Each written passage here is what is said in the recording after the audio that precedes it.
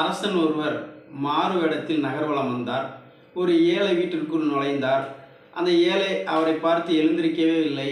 நான் உன் வீட்டிற்கு வந்திருக்கிறேன், நீ எழுந்து ஒரு மரியாதையா ஒரு வணக்கம் சொல்ல மாட்டாயா என்று கேட்டார்.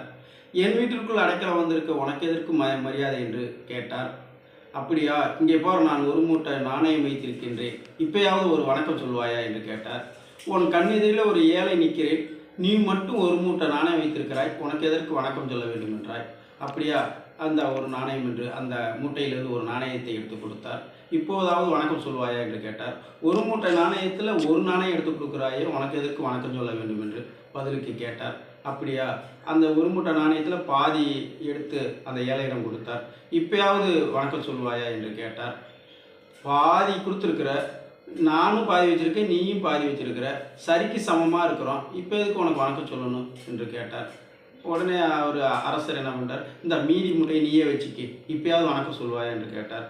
நான் எதுக்கு சொல்லணும், ஒரு மூட்டை நாணயம் என்கிட்ட இருக்குது, உன்கிட்ட ஒன்றுமே இல்லை, இப்போ எதுக்கு வணக்கம் சொல்லணும் என்று கேட்டார்.